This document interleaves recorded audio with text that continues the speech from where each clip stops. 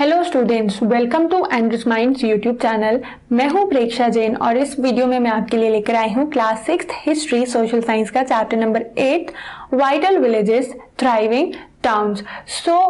अगर आपको ये chapter detail line by line explanation के साथ, डिटेल रीडिंग और I can say line by line reading के साथ with the explanation of diagrams also समझना है, पढ़ना है, सो इस वीडियो का एंड तक जरूर देखें। बस पेशेंस लगेगा, बहुत छोटा सा चैप्टर है, क्विकली ये समझ भी आ जाएगा आपको, क्योंकि हम इतना डिटेल एंड इतना स्टोरी के फॉर्म में पढ़ेंगे, सो आपको जरूर समझ आएगा। तो स्टार्ट करते हैं हम ये चैप्टर बिना कोई टाइम वेस्ट करते हुए। लाइन बाय लाइन रीडिंग करेंगे, तो सिर्फ आपको यहाँ पर ध्यान देना है स्क्रीन पर। बुक भी नहीं है अगर आपके पास अभी, तो इट्स फाइन, यहाँ पर आप देख के प्रॉपरली पढ़ सकते हैं। बस अगर जो भी इंपॉर्टेंट पॉइंट्स आते हैं, जिसके पास भी बुक नहीं है, वो उन पॉइंट्स का नोट्स बनाते जाएं, जिससे बेटर होगा ये पॉइंट्स लर्न करने के लिए। क्योंकि 6th क्लास की हिस्ट्री जो है, ऐसा नहीं है कि 6th में गए और फिनिश। हिस्ट्री क्या है? पास्ट एक्सपीरियंसेस का, पास्ट में जो भी चीजें हुई हैं उसका पूरा एक बंडल है। तो अगर हम 7th क्लास में चले जाएंगे, 8th क्लास में चले जाएंगे, तो भी जो 6th क्लास में हमने हिस्ट्री पढ़ी है ना, वो सेम ही रहेगी। एंड उसको ध्यान में रखना बहुत जरूरी है, क्योंकि इसके बाद का जो कंटिन्यू है वो क्लास 7th में जाएगा। दैट इज वाई जो भी इंपॉर्टेंट पॉइंट्स आते हैं वो यहाँ पर रखना है। अब ये चैप्टर जो है वाइटल विलेजेस थ्राइविंग स्टोन्स, ये स्टार्ट होता है यहाँ पर प्रखर at the black Smith shop से। तो प्रखर कहाँ पर? एक ब्लैक स्मिथ की शॉप पे है। ब्लैक स्मिथ क्या हो जाते हैं? जो आयरन के ऑब्जेक्ट्स बनाते हैं, आयरन को बीट करके। So Prakhar sat watching the smith at the local shop. There was a small bench on which iron tools like axes and sickles were laid out, ready for sale. A bright fire was burning and two men were heating and beating metal rods into shape. It was very hot and noisy, and yet it was fascinating to watch what was happening. तो प्रखर ना एक Smith को watch कर रहा था एक local shop पे, जो ब्लैक स्मिथ था। तो वहां पर एक स्मॉल बेंच थी जिसमें कि कुछ आयरन टूल्स रखे थे, जैसे कि एक्सेस थे, सिकल्स थे, एंड जो सेल करने के लिए रेडी रखे हुए थे। एंड वो क्या कर रहे थे? ब्राइट फायर भी दिख रही थी उसको, जो जल रही थी। तो दो मैन क्या कर रहे थे? रॉड को बीट कर रहे थे, उसको बार बार वार्म कर रहे थे, हॉट कर रहे थे, एंड फिर उसको बीट करके एक डिफरेंट शेप में डाल रहे थे। दैट मीन्स कि इस चैप्टर में हमें कुछ ना कुछ आयरन के बारे में जरूर पढ़ने मिलेगा। तो आयरन का जो यूज है वो कब स्टार्ट हो गया था? जब सब continent almost 3000 years ago. And कुछ जो सबसे ज्यादा लार्जेस्ट कलेक्शन है ना आयरन टूल्स एंड वेपन्स के, वो कहाँ पर है? मेगालिथिक बरियल्स में मिल रहे हैं। अराउंड 2500 ईयर्स पहले एक ऐसे एविडेंसेस भी मिला था जो कि क्या बता रहा था कि आयरन टूल्स का जो यूज है वो बढ़ता ही जा रहा है। एंड इससे क्या हुआ? इसमें क्या क्या इंक्लूडेड थे? एक्सेस इंक्लूडेड थे जो फॉरेस्ट क्लियर करने के लिए यूज हुए, आयरन प्लग शेयर थे, and some other concept of vital villages also that we study in the succeeding chapters. तो अब फर्स्ट टॉपिक देखते हैं हम इसका, आयरन टूल्स एंड एग्रीकल्चर। तो आयरन टूल्स एंड एग्रीकल्चर में क्या आ जाता है कि we often take the use of iron for granted today. Things made of iron and steel are a part of our daily life. तो क्या देखते हैं हम कि आयरन का यूज जो है वो बहुत ग्रांटेड लेने लगे हैं। थिंग्स हमारे सराउंडिंग में जो बन रही है ना, वो मोस्टली आयरन से बनी हुई है, एंड हमारे डेली लाइफ का भी पार्ट है। The use of iron begin in the subcontinent around 3000 years ago. Some of the largest collection of India tools and weapons were found in the megalithic burials, about which you read in chapter 4। तो जो iron का use है वो कब start हुआ था? अब continent में स्टार्ट हुआ था अराउंड 3000 ईयर्स पहले। एंड उसमें कुछ लार्जेस्ट कलेक्शंस भी थे आयरन टूल्स एंड वेपन्स के, जो कि मेगालिथिक बरियल्स में मिले थे। एंड जिसके बारे में हमने ऑलरेडी चैप्टर 4 में मेगालिथिक, पैलियोलिथिक एंड न्योलिथिक के बारे में पढ़ा हुआ है। Around 2500 years ago there is evidence for the growing use of iron tools. And 2500 years ago क्या हुआ था? आयरन टूल्स का जो यूज है वो ग्रो कर रहा है, ज्यादा बढ़ता जा रहा है, ये एविडेंसेस हैं। This includes axes for clearing forest and the iron ploughshare. इसमें क्या क्या इंक्लूडेड है? फॉरेस्ट क्लियर करने के लिए एक्सेस इंक्लूडेड है, आयरन प्लग शेयर इंक्लूडेड है। As we had seen chapter 5, the ploughshare was useful for increasing agricultural production. तो प्लग शेयर का यूज कहाँ पर है? चैप्टर 5 में जो हमने देखा, एग्रीकल्चरल प्रोडक्शन में सॉइल को प्रिपेयर करने के लिए। एंड यहाँ पर ये जो टूल्स हैं वो दिए भी हुए हैं, iron tools. here it is the set of captions, तो choose the right one for each of the pictures। तो ये captions दिए हुए हैं जिनको हर एक पिक्चर के लिए चूज करना है। तो first is sickle, tongue and axes, prepare a list of at least 5 objects made of iron or steel that you use almost every day। अब इसके अलावा ये टास्क आपको करना है, एक लिस्ट बनाना है, वहां पर 5 ऑब्जेक्ट्स ऐसे रखना है आयरन एंड स्टील के जो आप ऑलमोस्ट एवरी डे यूज करते हैं। एंड आयरन टूल्स के लिए यहाँ पर कैप्शंस मिलेंगे जिनको यहाँ पर प्रॉपरली यूज करना है। ये क्या हो जाता है, टोंग है, ठीक है। उसके बाद क्या बच रहा है, टोंग हो गया, एक्स एंड सिकल। तो ये जो है ना, ये है sickle and this one is x, ठीक है। Not this one is, it is sickle, क्योंकि सिकल का शेप जो है वो डिस्टॉर्टेड होता है, मतलब सर्कुलर से थोड़ा डिस्टॉर्ट हो जाता है, तो that would be sickle and ये होगा क्या, एक्स, ठीक है। अब फर्दर देखते हैं हम other steps to increase production irrigation. तो प्रोडक्शन एंड इरिगेशन इंक्रीज करने की कुछ और भी स्टेप्स है क्या।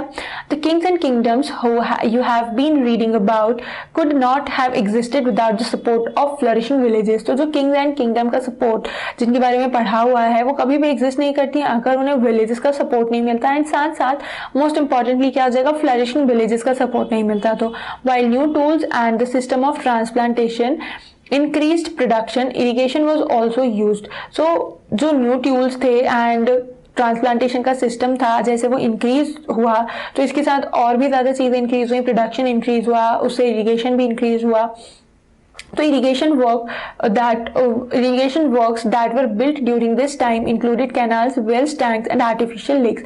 तो इरिगेशन कब वर्क करता है, जबकि कैनाल्स होंगे, well, tank and artificial lake होंगे, तो उससे ही इरिगेशन होगा। इसलिए इरिगेशन के लिए क्या बिल्ड किया गया, ये सारे जो रिसोर्सेज थे ये बिल्ड किए गए, क्योंकि अगर वाटर रिसोर्सेज नहीं होंगे तो इरिगेशन भी पॉसिबल नहीं है। If you look at the chart you will find that some of the stages in the construction of irrigation works are mentioned.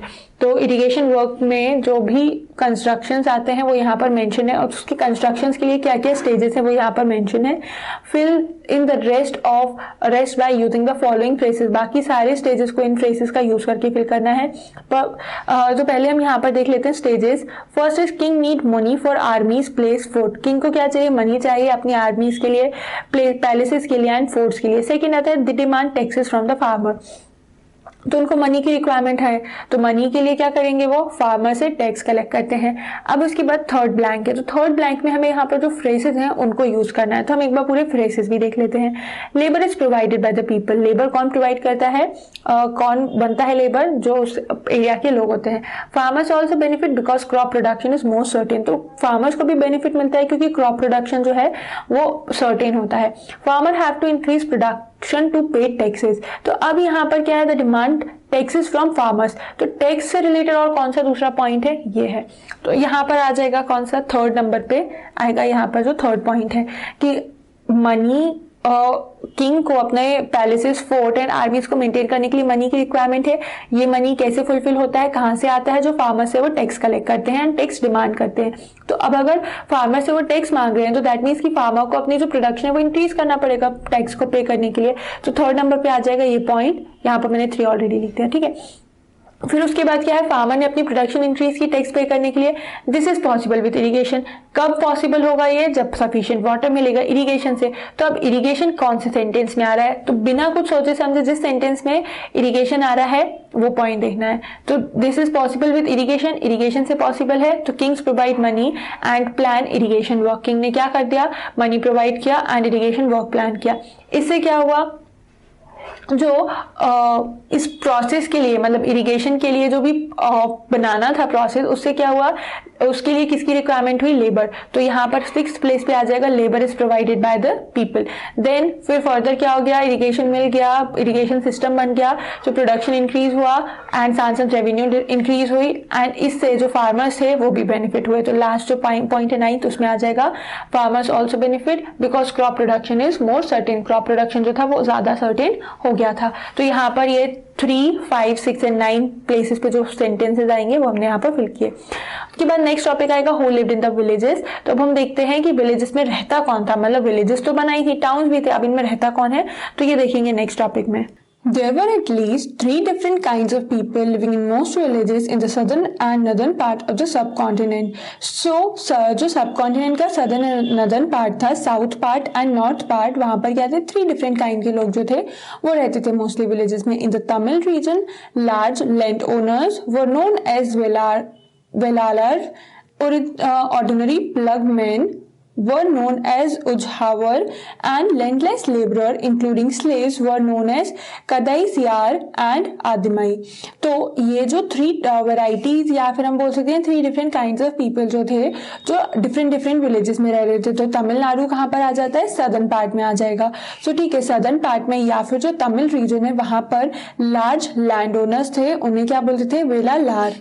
Then उसके बाद ordinary plugmen, landowner that means कि जिसके पास भी land होता था वो लैंड ओनर हो गया, तो वो कैसे, उनको क्या बोलते थे, वेलालार। देन ऑर्डिनरी प्लगमैन जो होते थे ना, प्लोमैन विलेजेस में या फिर जो फार्म्स है वहां पर वर्क करते थे, एग्रीकल्चर वर्क में या फिर फार्मिंग जो वर्क्स होते थे उसमें इंडल्ज होते थे, तो प्लगमैन उनको क्या बोलते थे, उजहावर।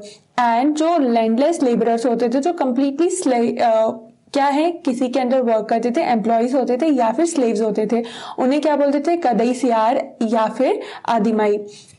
In the northern part of the country, the village headman was known as the Gram Bhojka. Usually, men from the same family held the position for generations. But अब northern part में थोड़ा सा different आ जाता है। northern part में क्या रहता था, जो village का headman थे ना, उनको बोलते थे ग्राम भोजक। तो अब ये जो ग्राम भोजक है, किसी एक फैमिली का अगर रहेगा ना, तो generations तक उसी फैमिली के next generation जो आती रहेंगी ना, years और years तक उसी same फैमिली का ग्राम भोजके रहते थे।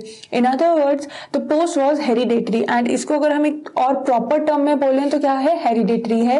दैट मींस हेरिडिटी आपको पता होगा, साइंस में आप पढ़ोगे कि एक जनरेशन से दूसरे जनरेशन तक जो हैबिट्स एंड कैरेक्टरिस्टिक्स ट्रांसफर होते हैं। जैसे आपके पेरेंट्स से आप में काफी सारे कैरेक्टरिस्टिक्स आए होंगे, कुछ सिमिलर होंगे, कुछ डिसिमिलर होंगे। तो ये जो similar characteristics first parents to उनके चिल्ड्रंस तक जो ट्रांसफर होते हैं, तो ये क्या हो रही है, हेरिडिटी कैरेक्टर हो गए। तो सेम वैसे ही ये जो ग्राम भोजक वाली पोजीशन है, ये किसी एक एल्डर के पास है, उससे उसके यंगर वन के पास जा रही है, एंड देन फिर फर्दर कमिंग जनरेशंस में वो ऐसे ही ट्रांसफर होती जा रही है। तो ये क्या हो गई, हेरिडिटरी पोस्ट हो गई।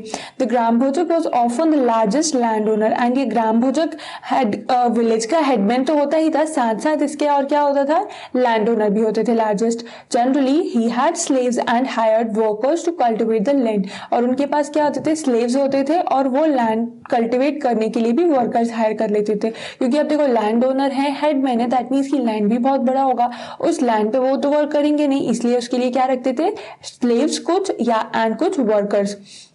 Beside, as he was powerful, the king often used him to collect taxes from the village. So अब ये जो headmen होते हैं ना, ये powerful होते हैं, इसीलिए generally जो kings होते थे वो headmen को ही select करते थे tax collect करने के लिए। He also functioned as a judge and sometimes as a policeman, और इसके अलावा और क्या function करते थे वो, judge के form में and policeman की form में भी function करते थे काफी बार। Apart from the gram bhojak, there were other independent farmers known as गृहपतिस। तो ग्राम भोजक तो होकर क्या, जो headman है, इसके अलावा जो इंडिपेंडेंट फार्मर्स थे ना, जैसे मिडिल काइंड ऑफ आ जाएंगे, जिनके पास लैंड है बट कम अमाउंट ऑफ लैंड है, उन्हें बोलते थे गृहपतिस। Most of whom were smaller land owners, and ये जितने भी इंडिपेंडेंट फार्मर्स है ना, वो स्मॉल लैंड ओनर्स थे। And then there were men and women such as the dasa kammakara who did not own land and had to earn a living working on the field owned by others। and क्या 3 categories हो गई, headman जो कि large land owner है, फिर independent farmer that mean smaller land owner, and third वाला आ जाता है कर्मकारा एंड दास। तो ये क्या हो गया, इनके पास कोई लैंड नहीं है, ये वर्कर्स एंड स्लेव्स की कैटेगरी में आते हैं। In most villages there were also some craft person such as a blacksmith, potter, carpenter and weaver. And कुछ विलेजेस में एक और कैटेगरी ऑफ पर्सन होती थी जो इंडिपेंडेंटली वर्क तो करते थे बट वो वर्क फार्मिंग से डिफरेंट होते थे। जैसे ब्लैकस्मिथ है, आयरन टूल्स बनाने का काम जो करते हैं, पॉटर जो अर्थन पॉट बनाते हैं, कारपेंटर वुडन वर्क करते हैं, या वीवर जो कुछ भी सिलने का काम करते हैं। क्लियर? तो ये कैटेगरीज हो गई। अब जो हमने यहाँ पर देखा ना कि 3 डिफरेंट काइंड्स ऑफ पीपल है, तो 3 different kinds of people northern and southern part में सिर्फ उनके लिए जो टर्मिनोलॉजी यूज की जा रही है वो डिफरेंट है, बाकी टाइप और काइंड ऑफ पीपल तो सेम ही है, क्योंकि यहाँ पर भी क्या है, तमिल रीजन में भी लैंड ओनर्स है, ऑर्डिनरी प्लगमैन है, एंड थर्ड आ जाता है स्लेव या फिर labourers. And in other part it is also same, grama bhojaka and जो कि हेडमैन होते हैं, लार्ज लैंड ओनर, फिर small land owners, and then third आ जाते हैं क्या, वर्कर्स, मेन एंड वुमेन जो दोनों वर्कर्स होते हैं जिनके पास कोई भी लैंड नहीं होता है। क्लियर? तो अब the earliest Tamil composition, earliest Tamil composition में क्या है, some of the earliest works in Tamil known as Sangam literature वो कंपोज अराउंड 2300 ईयर्स अगो। तो कुछ जो अर्लीस्ट वर्क है तमिल में जिन्हें बोलते हैं क्या, संगम लिटरेचर बोलते हैं, वो कब कंपोज हुई थी, 2300 ईयर्स पहले कंपोज हुई थी। ये जो टेक्स्ट होते हैं उनको क्या बोला जाता है, Sangam, because they were supposed to have been composed and compiled in assemblies, क्योंकि उनको कंपोज किया जाता है एंड कंपाइल किया जाता है असेंबलीज में, एंड उनको ही बोलते हैं Sangam of poets that were held in the city of Madurai. And ये आपको देखने मिलेगा page number 105 on with map number 7। तो Tamil terms mentioned above are found in Sangam literature. तो जितनी भी ये तमिल टर्म्स, टर्मिनोलॉजीज और टर्म्स यहाँ पर आए हैं वो संगम लिटरेचर में देखने के लिए मिलते हैं। नेक्स्ट टॉपिक आता है finding out about cities, stories, travellers, cultures and archaeology. So अब यहाँ पर हम देखते हैं stories, travellers, cultures and archaeology के बारे में। You may have heard of the Jatakas, there were stories that were probably composed by ordinary people and then written down and preserved by Buddhist monks. So आपने जातकास के बारे में तो सुना होगा, नहीं तो हम यहाँ पर आगे देख लेते हैं। एंड ये जो स्टोरीज हैं ये ऑर्डिनरी पीपल ने कंपोज की हुई हैं, बट इनको रिटर्न डाउन एंड प्रिजर्व करके रखने का वर्क किसने किया है, बुद्धिस्ट मॉन्क ने किया हुआ है। Here is a part of Jataka story which tells us how a poor man gradually become rich. तो यहाँ पर भी एक जातक स्टोरी है जो कि ये बताती है कि कैसे एक पुअर मैन जो था वो रिच बन गया। So the clever poor man, I am lifting it for you, आप ये स्टोरी रीड करो। इसका चैप्टर में बहुत ज़्यादा जो है पार्टिसिपेशन नहीं है, बट स्टिल स्टोरी बहुत इंपॉर्टेंट है, क्योंकि चैप्टर में अगर आई है तो इसके साथ काफ़ी सारे क्वेश्चंस भी हैं। तो जब आप ये स्टोरी रीड करेंगे तो आप ये क्वेश्चंस के आंसर देने के लिए भी पॉसिबल हो पाएगा। तो इसीलिए स्टोरी प्रॉपरली रीड करना है। बट इन केस अगर ऐसा होगा ना कि स्टोरी आपको नहीं समझ आए या फिर इन क्वेश्चंस के आंसर, सो वो आप कमेंट सेक्शन में पूछ सकते हैं। बट स्टोरी बहुत सिंपल है तो इसके लिए आपको ही रीड करना है। हम चैप्टर कंटिन्यू करते हैं यहाँ पर। We can use other kinds of evidences to find out about life in some of these early cities. Sculptures carved scene depicting people's lives in town and villages as well as in the forest. So हम बहुत सारे evidences का use कर सकते हैं जिससे कि ये पता चलेगा कि कैसे लोगों की लाइफ जो थी, मतलब विलेजेस में पीपल, क्राफ्ट क्या था, लाइफस्टाइल कैसी थी, इन सब चीज़ों के बारे में पता चल सकता है। एंड अर्ली सिटीज़ में स्पेशली लाइफ कैसी थी। तो स्कल्पटर्स ने काफ़ी सारे सीन जो है वो डिपिक्ट किए हुए हैं, क्रेव किए हुए हैं, जो लोगों की लाइफ को डिपिक्ट करते हैं। Many of these sculptures were use to decorate railings, pillars and gateways of building that were visited by people. And ये मोस्टली जो क्रेविंग्स हैं और स्कल्पचर्स हैं वो कहाँ पर हैं, जो आजकल हिस्टोरिकल मॉन्यूमेंट्स हैं उनकी वॉल्स पे, पिलर्स पे, गेटवेज पे, तो जो हिस्टोरिकल बिल्डिंग्स हैं उनमें ये क्रेविंग्स बनी हुई हैं, जिसको देख के लाइफस्टाइल के बारे में कुछ आइडिया लगता है। यहाँ पर जो नेक्स्ट पेज पे फिगर है उसका ही डिस्क्रिप्शन है। Facing page, ring well found in Delhi, it In what ways do you think this system of drainage was different from that of the Harappas? तो ये भी एक ड्रेनेज सिस्टम का ही डायग्राम है। ये ड्रेनेज सिस्टम का डायग्राम जो है वो कैसे हड़प्पन सिविलाइजेशन के ड्रेनेज से डिफरेंट है। तो हड़प्पन सिविलाइजेशन में क्या थे, लाइंस के फॉर्म में थे, पैरेलल फॉर्म में ड्रेनेज सिस्टम था, बट यहाँ पर सिलिंड्रिकल फॉर्म में दिख रहा है। सो ठीक है, यहाँ पर अब हम रीडिंग कंटिन्यू करते हैं। Many of the cities that developed from about 2500 years ago were capitals of the Mahajanapads that you learnt about in chapter 5. As we had seen, some of these cities were surrounded by massive fortification walls. तो काफी सारी जो cities हैं जो कि develop हुई हैं कब 2500 ईयर्स पहले। वो किस चीज़ की कैपिटल थी? महाजनपद की कैपिटल थी, जिनको चैप्टर 5 में हमने पढ़ा। महाजनपद के बारे में हमने ऑलरेडी चैप्टर 5 में पढ़ा है, बट अगर आप ऐसा लग रहा है कि याद नहीं आ रहा है क्या है, तो जल्दी से जाके चैप्टर 5 का वीडियो भी देख लेना इसके बाद, जिससे आपको क्लियर हो जाएगा कि महाजनपद क्या होते हैं। As we had seen some of these cities were surrounded by massive fortification of walls of. Mahajanapada जो बनती थी ना, उनके बिल्डिंग्स के सराउंडिंग में या फिर उनका जो भी सिटीज होती थी उसके सराउंडिंग में बड़ी बड़ी वॉल्स कंस्ट्रक्ट करा लेते थे, एंड उसको ही बोलते थे क्या? फोर्टिफिकेशन। तो फोर्टिफिकेशन के अपने अलग एडवांटेज थे, जैसे कि प्रोटेक्शन मिलता था, एक ग्लोरी आती थी उसमें कि भाई ये सिटी जो है वो एक फोर्ट के फॉर्म में है। तो ये सारी चीजें फोर्टिफिकेशन की थी। In many cities archaeologist have found rows of pots of ceramic rings arranged one on top of the other, these are known as ring wells. So archaeologist ने कई सारे ऐसे भी स्ट्रक्चर्स देखे जहां पर जो सिरेमिक रिंग्स होती हैं ना, वो या फिर जो पॉट्स हैं वो रो के फॉर्म में अरेंज हैं, तो एक के ऊपर एक ऐसे वन ऑन द अदर ऐसे रखे हुए हैं, तो इनको क्या बोलते हैं? रिंग वेल्स बोलते हैं। These seem to have been used as toilets in some cases such as drain and garbage drums. तो ये जो पॉट या फिर सिरेमिक रिंग है, ये कैसे यूज में आते हैं?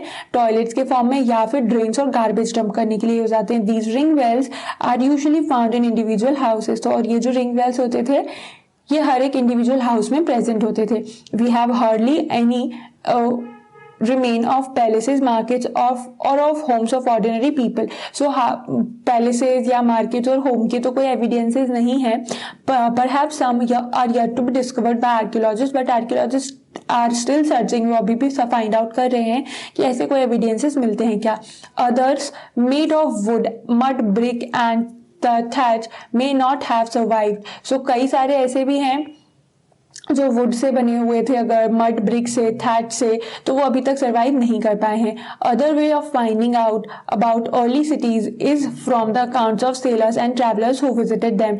एंड कुछ ऐसे भी थे जिन्होंने अर्ली सिटीज के बारे में पता किया अकाउंट सेलर्स के हेल्प से या फिर जो ट्रैवलर्स आए उनकी हेल्प से। One of the most detailed account that has been found was by an unknown Greek sailor। And एक ऐसा जो डिटेल्ड अकाउंट पता चला था सिटीज एंड विलेजेस के बारे में, वो एक ग्रीक सेलर के थ्रू था जो कि अननोन है। ग्रीक सेलर तो ठीक है, ग्रीक कौन हो गए? जो कि ग्रीस एक कंट्री है वहां से बिलोंग करते हैं। उसके बाद सेलर कौन होता है ना, जो सी शोर के रास्ते से किसी दूसरे कंट्री में जाते हैं, तो वो सेलर्स होते हैं।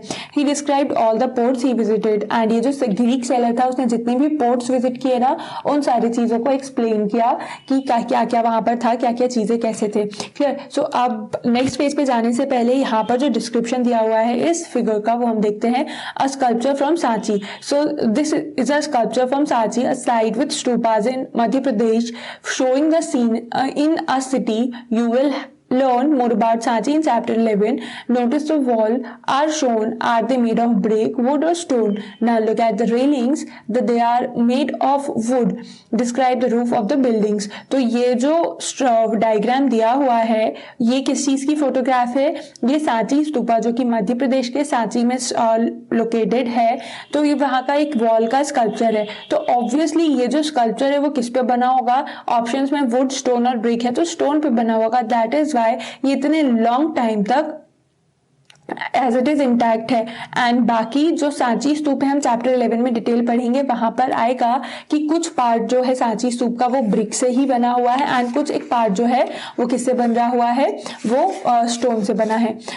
देन नेक्स्ट है he visited Bharuch on so locate Bharuch on map 7 and then read this description of the city।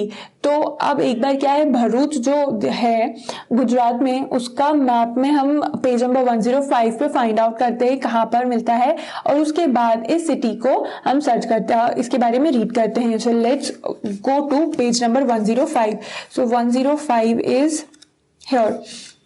तो वहां पर जो मैप है हमें एक और क्वेश्चन में फाइंड आउट करना था, 105 के जो मैप है उसमें लोकेट करना था। अभी हम क्या करते हैं? भरूच लोकेट करते हैं। सो इट इज हियर, ये दिखा आपको भरूच है। अब हम वापस चल जाते हैं कहाँ पर जो हमें स्टोरी के बारे में पढ़ना है।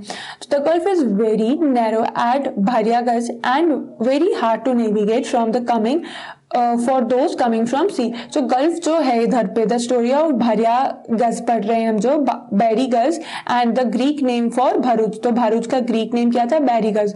तो अब ये जो गल्फ था ना इस एरिया में, वो बहुत नैरो था, तो नैरो होने की वजह से कम जगह थी, तो वहां से नेविगेट करने में प्रॉब्लम होती थी।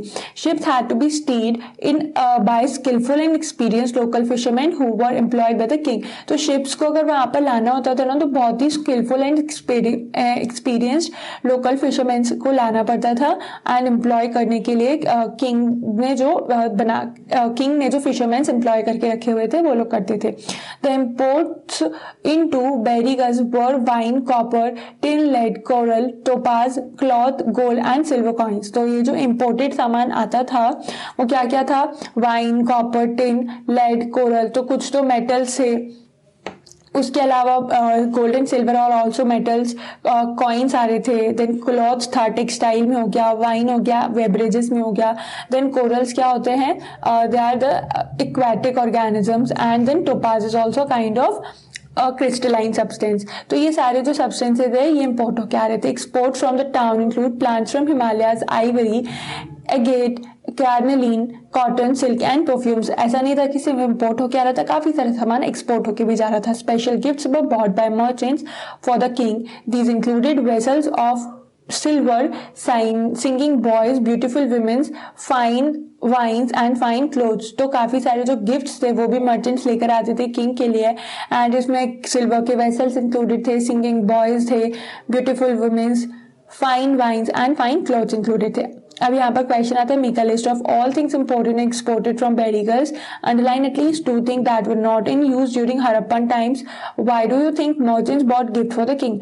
तो लिस्ट बनानी है, क्या क्या चीजें इंपोर्ट होती थी, क्या एक्सपोर्ट होती थी। तो यहाँ पर हो जाएगा जो भी इंपोर्ट हो रहा है, यहाँ पर आ जाएगा जो एक्सपोर्ट हो रहा है। अब इनमें से वो चीजें हमें अंडरलाइन करना है जो कि हड़प्पन सिविलाइजेशन में यूज में नहीं थी। So I guess Harappan civilisation में यूज में सिर्फ कॉपर था यहाँ से, and in this export section यहाँ पर सिर्फ Himalayas, not even Himalayas, but सिर्फ कुछ प्लांट्स जो थे वो इंक्लूड थे। Neither perfumes, cotton, carnelian, agate and ivory, ये कुछ भी एक्सपोर्ट नहीं हो रहा था। अब ये जो क्वेश्चन आता है कि किंग के लिए क्यों मर्चेंट सामान लेकर आते थे, क्योंकि उनसे अच्छे रिलेशंस बनाना होता था, that is why. And second चीज, क्योंकि मर्चेंट्स या फिर जो ट्रेडर्स से हर एक पर्सन को किंग को टैक्स पे करना पड़ता था, वो भी इस फॉर्म में करते थे। अब नेक्स्ट टॉपिक आता है कॉइन्स। तो कॉइन्स क्या कैसे होते थे, क्या यूज में आते थे। You may have noticed how wealth is measured in terms of coins in the story on page number 82। तो जब आपने पेज नंबर 82 की स्टोरी पढ़ोगे तब ये क्लियर होगा कि कैसे हम वेल्थ को मेजर करते हैं कॉइन्स के टर्म में। तो अगर जितने भी कॉइन्स बने हैं, 1 कॉइन की वैल्यू डिसाइड हो जाती थी एक, अब उसको मल्टीप्लाई कर देते थे। सपोज 100 नंबर ऑफ कॉइन्स हैं तो उसको इस वैल्यू से मल्टीप्लाई कर दिया, तो ये तो वैल्यू आ गई। बट वेल्थ को मेजर करने का तरीका क्या था? जो टोटल नंबर ऑफ एसेट्स या फिर टोटल नंबर ऑफ कॉइन्स जो एग्जिस्ट करते हैं उस हिसाब से वेल्थ जो है वो मेजर की जाती थी। Archaeologist have found several thousands of coin belonging to this period। तो जो आर्कियोलॉजिस्ट थे ना वो उस पीरियड से बिलोंग करते हुए या उस पीरियड से रिलेशन रखते हुए बहुत थाउजेंड्स ऑफ कॉइन जो है वो find out that the earliest coins which were in use for about 500 years were punch marked coins such as the one shown below। so जो earliest coins थे ना जो यूज में थे वो कब आए? about 500 years के टाइम पे थे। एंड वो किस टाइप के कॉइन्स हुआ करते थे? punched marked coins थे, जैसे कि यहाँ पर फिगर में भी दिया हुआ है। इनको क्या करते थे? ये जो इसमें शेप आया है ना, इसको पंच करने से आया है। कॉइन को हाई प्रेशर में पंच करते थे जिससे ये जो शेप है ऐसा आ जाता था। एंड इसके अलावा कॉइन्स के अलावा और भी तरीके थे एक्सचेंज के, जैसे कि गुड्स एंड सर्विसेज जो थे, एंड देन जो क्रॉप्स होती थी या फिर जो ग्रेन्स होते थे उस फॉर्म में। एंड ये एक शॉर्ट पोयम है जहां पर अदर मीन्स ऑफ एक्सचेंज में कोई भी चीज इंपोर्ट एंड एक्सपोर्ट एक कंट्री से दूसरे कंट्री में जो एक्सचेंज हो रहा है वो एक्सप्लेन किया हुआ है। नेक्स्ट टॉपिक आता है सिटीज विथ मेनी फंक्शन। तो कुछ सिटीज ऐसे थे जिनमें काफी सारे फंक्शन थे, जैसे कि very often a single town was important for a variety of reasons. Let us look at the example of the Mathura, map 7 page number 105। तो जहां पर मैप पेज नंबर 105 पे हमने भरूच फाइंड आउट किया, वहां पर ही आपको उस मैप में मथुरा भी फाइंड आउट करना है। Mathura has been an important settlement for more than 2500 years। तो जो मथुरा है वो एक बहुत important settlement and important city में आती है, जो कि 2500 ईयर्स पहले ही सेटअप हो गई है. It was important because it was located at the cross road of two major routes of travel and trade from the north west to east and from north to south. तो मथुरा क्यों important था earlier time से ही, क्योंकि ये दो जो major root of travel है उसके बीच में सिचुएटेड था.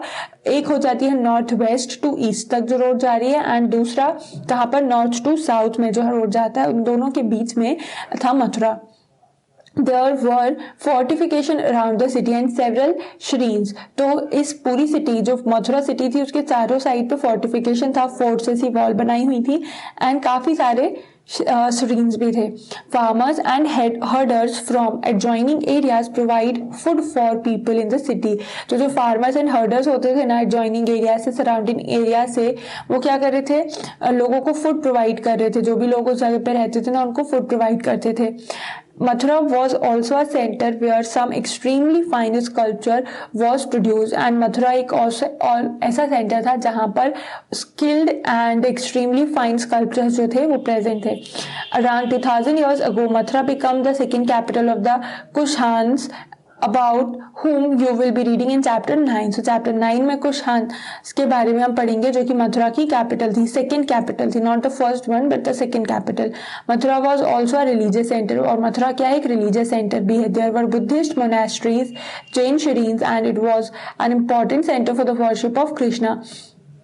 तो मथुरा में रिलीजियस सेंटर है, यहाँ पर बुद्धिस्ट की मोनास्ट्रीज भी हैं, जैन के श्रीन्स भी हैं, कृष्णा को वर्शिप करने के लिए कृष्णा टेम्पल भी हैं.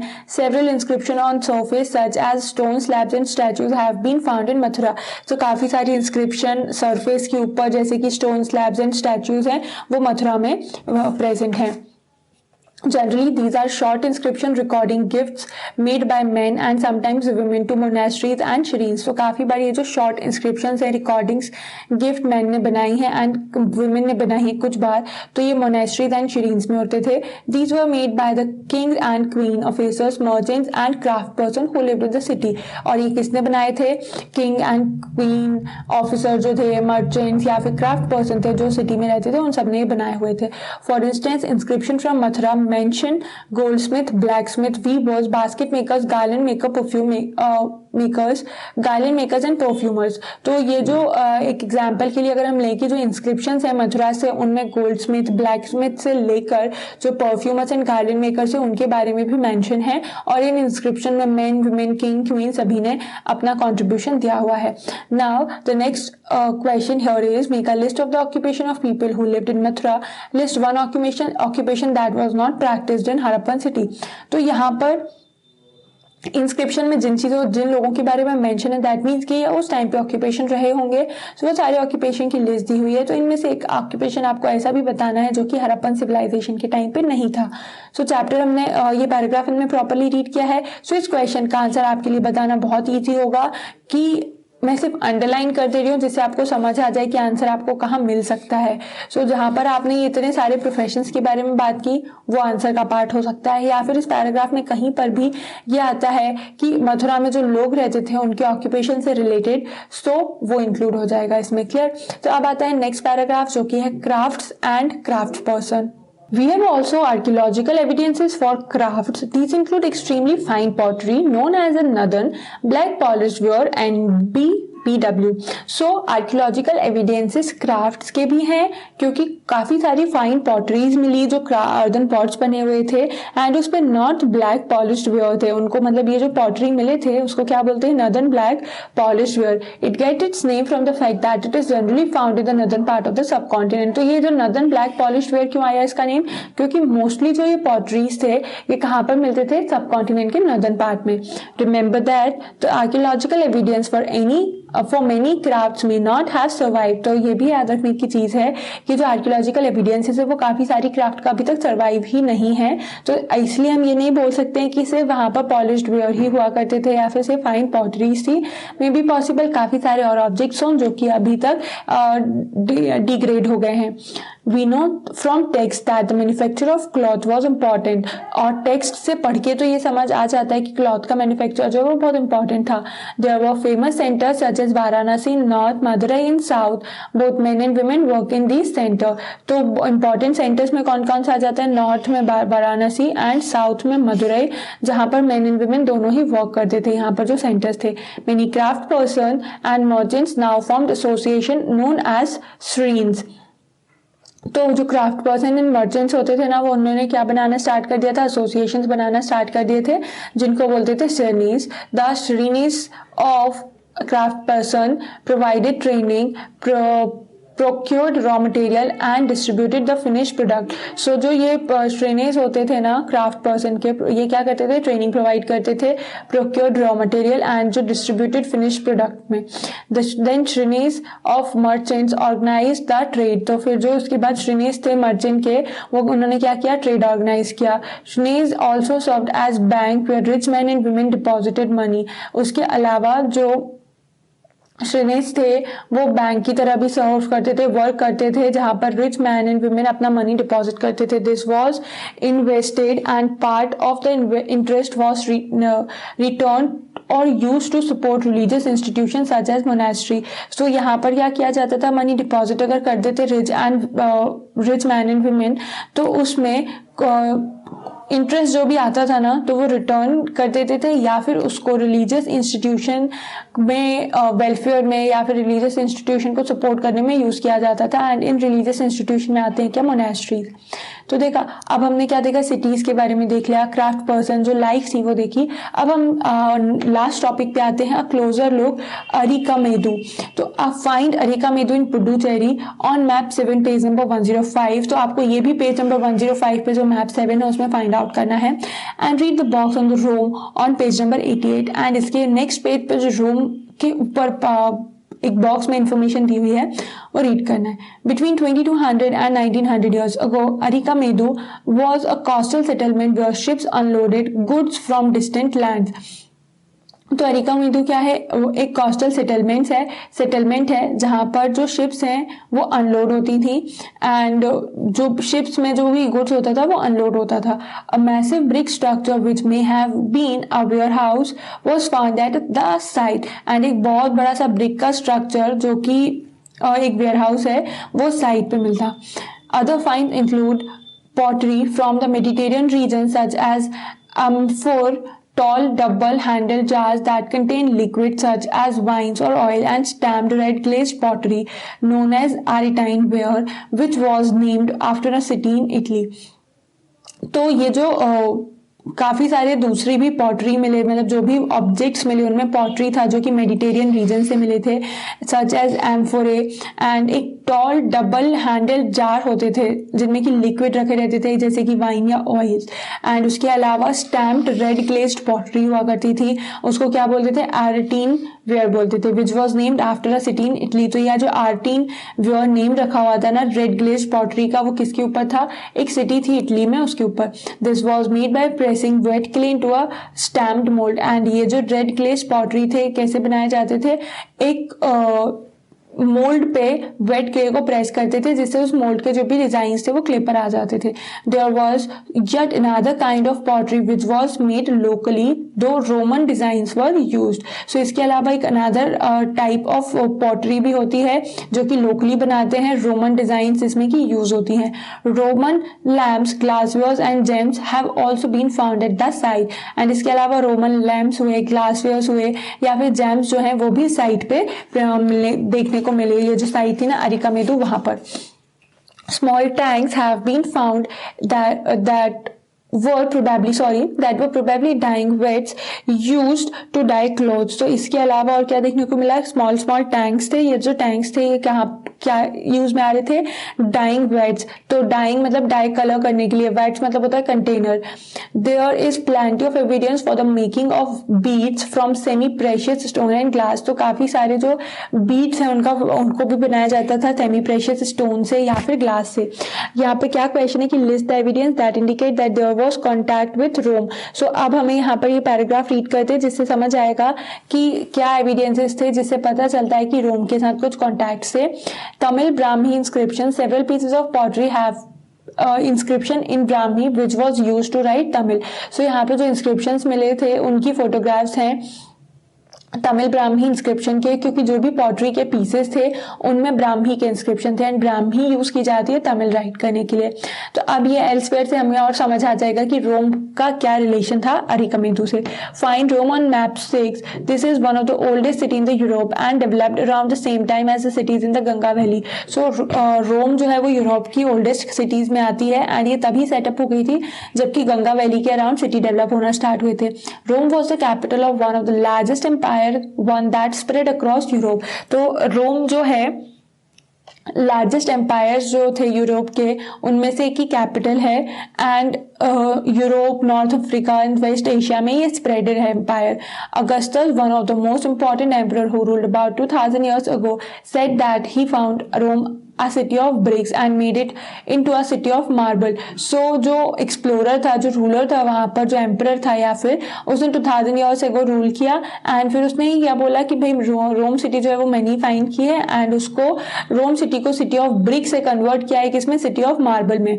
ही and later rulers build temples and palaces and उसके बाद जो रूलर्स आए एंड सेम एम्परर ने भी काफी सारे टेम्पल्स वहां पर बिल्ड कराए। They also build huge amphi theatres, open area arenas surrounded by tyres of seat. तो एम्फी थिएटर्स क्या होते हैं, ओपन थिएटर्स जो होते हैं, ओपन एरिना होता है जिसमें स्क्रीन हो ओपन स्काई के अंदर।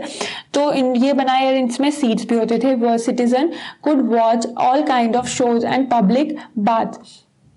तो यहाँ पर जो भी लोग होते थे ना वो हर एक टाइप के शोज देख पाते थे। पब्लिक बाथ जो होती थी वो भी ऑलरेडी वहां पर थे with separate timing for men and women where people met and relax. तो ये जो पब्लिक बाथ बनाए हुए थे या फिर जो ओपन थिएटर्स थे वहां पर मेन एंड वुमेन के लिए सेपरेट टाइमिंग होता था।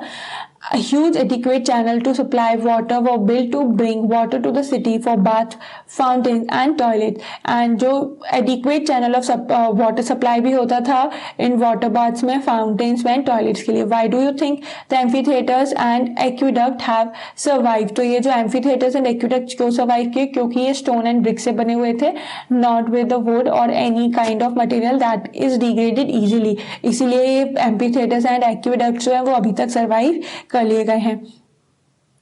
सो क्या हमें सिग्निफिकेंस या फिर एविडेंसेस मिलते हैं कि यहाँ पर जो हमने ये लास्ट टॉपिक में पढ़ा ना अरिकमेदु, ये इसका रिलेशन थोड़ा बहुत जो है वो रोम से भी है, क्योंकि यहाँ पर जैसे डेवलपमेंट हुआ है ना अरिकमेदु में, सेम वैसे ही पैटर्न पे जो डेवलपमेंट है वो हुआ है रोम में। एंड इसके अलावा जो अरिकमेदु की साइट है वहां पर आर्कियोलॉजिस्ट को रोमन लैम्प्स एंड ग्लासवेयर्स जो मिले हैं, तो रोमन लैम्प जो मिले हैं ना उसका रिलेशन तो कहाँ से होगा, रोम से होगा। क्लियर है। सो अभी ये चैप्टर की रीडिंग फिनिश होती है। अब चैप्टर की रीडिंग तो फिनिश हो गई बट हमें अब यहाँ पर क्या करना है, क्वेश्चन आंसर्स समझना है। तो जल्दी से देख लेते हैं हम इस चैप्टर के क्वेश्चन आंसर्स पे। तो यहाँ पर जो फर्स्ट क्वेश्चन है उसमें है फिल इन द ब्लैंक्स। तो फिल इन द ब्लैंक्स देखते हैं। 1 blank was a word used for large land owners in Tamil. So Tamil में जो लार्ज लैंड ओनर्स हैं उनके लिए कौन सा वर्ड यूज होता था, वेलालार। क्या है, VLLALAR, ठीक है, Vellalar. Then second is the gram Bhojak often got his land cultivated by the. तो जो ग्राम भोजक होते थे हेडमैन, वो अपना लैंड किससे कल्टिवेट कराते थे, by their slaves and workers. Then third आता है प्लगमैन वो used as blank in Tamil. तो प्लगमैन जो वो नोन एज प्लगमैन को और किस नेम से जाना जाता है, सो उजवाहर, उजहावर, UZHAVAR, उजहावर। देन डी आ जाता है मोस्ट गृहपतिज वर ब्लैंक लैंड ओनर्स। तो जो गृहपतिज होते थे वो क्या थे, स्मॉलर लैंड ओनर्स थे। तो इसमें आ जाएगा क्या, स्मॉलर। देन क्वेश्चन सेकेंड है describe the functions of gram Bhojak, why do you think he was powerful. तो ग्राम भोजक के फंक्शंस क्या होते हैं एंड क्यों वो पावरफुल है। तो ग्राम भोजक जो विलेज हेडमैन है उसको बोलते हैं एंड काफी सारे टाइम्स पे जो लार्जेस्ट लैंड ओनर है वो भी ग्राम भोजक ही होते हैं। तो वो पावरफुल है क्योंकि पूरी की पूरी विलेज जो है उसे टैक्स कलेक्ट करने का राइट भी उसके पास रहता था। फंक्शन जो था ना कि टैक्स कलेक्ट करना है वो किसके पास होता था, ग्राम भोजक और द विलेज हेडमैन के पास होता था। एंड जो विलेजर्स थे वो किंग के पास जो भी टैक्स पे करना होता था वो सारा अमाउंट इस पर्सन को ही देते थे, ग्राम भोजक को। And they also function as जज and enforce the law of the king in village. तो किंग जो भी लॉ बनाते थे उसके बाद उसको बताना, एंड न्यू सर्विसेज जो भी प्रोवाइड कर रहे हैं या फिर properly rules and regulations follow हो रहे हैं कि नहीं हो रहे, तो ये सारे जो फंक्शंस थे वो हो जाते थे किसके, ग्राम भोजक के। देन नेक्स्ट क्वेश्चन आता है, list the craft person who would have been present in both villages and cities. तो यहाँ पर क्राफ्ट पर्सन का नेम बताने हैं, लिस्ट बनानी है जो कि विलेजेस में एंड सिटीज दोनों में ही प्रेजेंट है। सो ऐसे कौन से क्राफ्ट पर्सन आ जाते हैं, जैसे कि ब्लैक स्मिथ हैं, वीवर्स हैं, कारपेंटर्स, पॉटर्स जो है वो विलेजेस एंड सिटीज दोनों में प्रेजेंट है। एंड ये बहुत इंपॉर्टेंट रोल प्ले करते हैं किसमें, गुड्स एंड सर्विसेज प्रोवाइड करने में, जो कि क्या इंश्योर करती है, किसी भी सेटलमेंट की स्मूथ फंक्शनिंग को एक्सप्लेन करती है एंड उसमें बहुत इंपॉर्टेंट रोल प्ले भी करती है। देन क्वेश्चन 4 आता है, चूज द करेक्ट आंसर। तो ये चूज द करेक्ट आंसर में फर्स्ट है, ring wells were used for. तो जो रिंग वेल्स हैं वो कहाँ पर यूज होते हैं, options are bathing, washing clothes, irrigation and drainage. तो ड्रेनेज जो सिस्टम होता था वहां पर ये यूज में आते थे। देन इसमें बी आता है क्या, punch marked coins were made of. तो ये जो पंच मार्क्ड कॉइन्स थे वो किससे बन रहे थे, वो सिल्वर के बने थे। तो जो पंच मार्क कॉइन्स हैं वो अपना नेम कहाँ से आया था, क्योंकि जो सिल्वर कॉइन्स थे ना उन पे पंच करके एक डिजाइन बनाई जा रही थी। एंड ये मटेरियल्स तो ये जो कॉइन्स थे और वो किस मटेरियल के बन रहे थे, कॉपर एंड सिल्वर के बन रहे थे। देन नेक्स्ट आता है अब यहाँ पर, Mathura was an important. Mathura क्या थी, एक इम्पॉर्टेंट विलेज थी, सिटी था, पोर्ट है, रिलीजियस सेंटर है, फॉरेस्टेड एरिया है। सो ये एक रिलीजियस सेंटर था बिकॉज यहाँ पर Buddhist, Jainist and Krishna temples थे, दैट इज वाई इसको रिलीजियस सेंटर बोलते हैं। Then the is shrenis were association of. तो ये जो शेरिन्स हैं ये किसका एसोसिएशन है, तो ये क्राफ्ट पर्सन का एसोसिएशन होते थे। तो क्राफ्ट पर्सन एंड मर्चेंट्स का एसोसिएशन थे। अब ये जो शेरिन्स होते थे क्राफ्ट पर्सन के, वो क्या कर रहे थे, ट्रेनिंग प्रोवाइड कर रहे थे, प्रोक्योर्ड रॉ मटेरियल बाय करने में एंड डिस्ट्रीब्यूट करने में जो है वो हेल्प कर रहे थे। क्लियर। अब आ जाते हैं हम, ये चूज द करेक्ट आंसर। तो वन वर्ड आंसर हो गया, ये हो गया। अब है क्वेश्चन नंबर 5 जिसका आंसर आपको लिखना पड़ेगा, which of the iron tools shown on page number 79 would have been important for agriculture? What would have the other tools have been used for? So 79 page number अगर हम देखें तो 79 page number पे जो कुछ टूल्स दिए हुए हैं वो हमें यहाँ पर मेनली देखना है। तो ये टूल्स हैं, tools are sickle, tong and axe. तो अब आपने ये टूल्स देखे, अब इसका आंसर हम देखते हैं कि ये जो टूल्स हैं इनका क्या यूज है। तो आयरन आर्टिकल्स जो 79 पेज नंबर पे वो क्या क्या हो गया, Tong, x and sickle. And इनमें से जो सिकल है उसका यूज कहाँ पर आता था, एग्रीकल्चर में। एक्स का यूज आता था कोई भी ट्री को चॉप करने में या फिर फायरवुड गैदर करने जाते थे तो उसके लिए आता था। And tongs black Smith use करते थे टूल्स बनाने के लिए। क्लियर। तो ये हो गया सिंपल सा कि ये जो टूल्स है इनका यूज कहाँ कहाँ पर आता था, सारे का एग्रीकल्चर में आता था तो नहीं, सभी जो तीनों टूल्स दिए थे 79 पेज नंबर पे, they are all not used for making the they are not all use in agriculture. हर एक का अलग अलग फंक्शन है। अभी इसके बाद है question number 6। Compare the drainage system in your locality with that of the cities mentioned in the lesson. What similarities and differences do you notice? तो drainage system जो है यहाँ पर cities mentioned है उनका हमें compare करना है एंड क्या similarities and dissimilarities जो नोटिस की। तो drainage system जो locality में होता है उसका comparison जो चैप्टर में और सिटीज दिए हैं उनसे करना है। तो एट प्रेजेंट जो टेक्नोलॉजी की वजह से एडवांसमेंट हो गया है तो ड्रेनेज सिस्टम जो पास्ट सिविलाइजेशन में हुआ करता था उससे तो ज़्यादा एडवांस्ड वर्जन है। एंशिएंट टाइम में क्या थे, मड, ब्रिक, सिरेमिक से बनते थे ये जो थाचेस थे। एंड उसके अलावा जो ड्रेनेज था ना वो ओपन हुआ करता था। एंड जो ड्रॉबैक्स थे वॉज दैट द मटेरियल वो ज़्यादा ड्यूरेबल नहीं हुआ करते थे एंड थोड़े टाइम बाद कॉन्स्टेंट यूज में अगर रहते थे तो वो they use to fall down. And modern drainage system में क्या है, ड्यूरेबल मटेरियल जैसे कि कंक्रीट एंड मेटल यूज होते हैं। तो जस्ट लाइक जो पास्ट में ड्रेनेज का फंक्शन था एंड ड्रेनेज जैसे बनाए जा रहे थे, काफ़ी सारी रिंग्स जो थी उनको एक दूसरे के ऊपर स्टैक कर लेते थे, तो रिंग्स जो है वो ऑल्सो बनाई जाती हैं एंड उसको किस में कन्वर्ट कर दिया जाता है, ट्यूब लाइक स्ट्रक्चर में। एंड ये एक सिमिलैरिटी है ring like structure and tube like structure, and dissimilarity क्या हो जाती है कि मटेरियल जो यूज होता था, रॉ मटेरियल। तो ये तो होगा क्वेश्चन आंसर। अब लेट्स डू एक्टिविटी में फर्स्ट एक्टिविटी है आपकी, if you have seen craft person at work describe in a short paragraph what they do. तो अगर आपने क्राफ्ट पर्सन्स को वर्क करते हुए देखा है तो एक शॉर्ट पैराग्राफ के थ्रू आपको डिस्क्राइब करना है कि वो लोग कैसे वर्क करते हैं। Hint, how do they get the raw material, what kind of equipment do they use, how do they work, what happens to the finish product. So वो कैसे रॉ मटेरियल ऑब्टेन करते हैं, क्या इक्विपमेंट यूज करते हैं, और वो अपना वर्क जो है वो किस वे में करते हैं, एंड फिनिश प्रोडक्ट का फिर क्या होता है। सो अगर आपने क्राफ्ट पर्सन देखा है जैसे कि कॉबलर हुआ, कारपेंटर हुआ, तो सिटीज में ये दिखने वो इजीली मिल जाएंगे, सिटीज में एंड विलेजेस में और भी वैरायटी के क्राफ्ट पर्सन मिलेंगे। तो अगर कॉबलर है तो वो क्या हो रहा है, वो क्या कर रहा है, किसी भी एक कॉर्नर पे, सिटी के कॉर्नर में या फिर सिटी की स्ट्रीट्स में बैठा होगा, शूज मेंड करेगा बाय उसको स्टिच करके, या फिर जो टॉर्न आउट लेदर होता है उसको पेस्ट करेगा, एंड फ्लैपिंग सोल जो है उसको भी पेस्ट कर सकते हैं। विलेजेस में जो हैंडमेड शूज हैं या फिर स्लीपर्स हैं वो भी बनाई जाती हैं लेदर से, एंड उसको क्या कर दिया जाता है, सेल कर दिया जाता है। और अर्बन मार्केट्स जो है वहां पर सेल करने से अच्छा प्राइस मिल जाता है। सो ये हो गया कि बनने के बाद क्या होता है एंड बेसिकली करते क्या है craft person. Then 8th activity में आपको क्या बताना है, list the functions performed by main and women who live in your city और विलेज। सो आपकी जो सिटी एंड विलेज में जो भी लोग रहते हैं उनके वहां पर जो मैन एंड वुमेन है उनके फंक्शंस बताना है। In what ways these were similar to those performed by people who lived in Mathura, is what ways they are different. So आपके एरिया लोकेलिटी में या फिर आपकी विलेज में जो भी मेन एंड वुमेन रहते हैं उनकी लिस्ट बनानी है, एंड उसके साथ साथ वो क्या फंक्शंस परफॉर्म करते हैं। मोर इम्पोर्टेंटली लिस्ट बनानी है किस चीज़ की, जो वो फंक्शंस परफॉर्म करते हैं। तो जो भी वो फंक्शन परफॉर्म कर रहे हैं ना, उसकी लिस्ट बनाने के बाद क्या होगा कि कंपैरिजन करना है कि मथुरा में जो लोग रहते थे वो क्या फंक्शन परफॉर्म करते थे एंड वो डिफरेंट है फंक्शन या फिर सिमिलर है। क्लियर है? तो ये एक्टिविटी आपको अपने आप से ही करना है, सिंपल सा एक्टिविटी है, थोड़ा सा सर्वे लगेगा इसमें। उसके बाद चैप्टर एंड तो हो गया है, बट हम वीडियो एंड करने से पहले यहाँ पर जो कुछ इंपॉर्टेंट डेट्स हुई हैं अब वो भी देख लेते हैं। Beginning of the use of iron in the सब कॉन्टिनेंट में आयरन कब से यूज हो रहा है, 3000 years ago। Increase in the use of iron, cities sponge marked coins about 2500 years ago। तो जो iron cities sponge and marked coins का यूज इंक्रीज हुआ है वो कब हुआ, 2500 years पहले हुआ। Beginning of the composition of Sangam literature about 2300 years ago। तो जो ये संगम लिटरेचर का कॉम्पोजिशन स्टार्ट हुआ है वो कब हुआ, 2300 years पहले हुआ।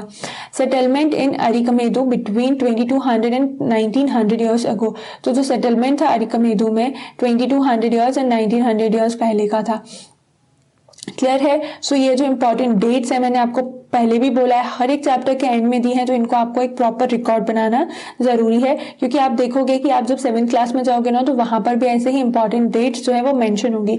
तो आप ये 7th 8th 9th और उसके बाद भी अगर ऐसे इंपॉर्टेंट डेट्स मिलते हैं तो मेहनत का क्या करना है, सिर्फ आपको इनको नोट डाउन करना है, जिससे आपके पास एक प्रॉपर रिकॉर्ड आ जाएगा। क्लियर है?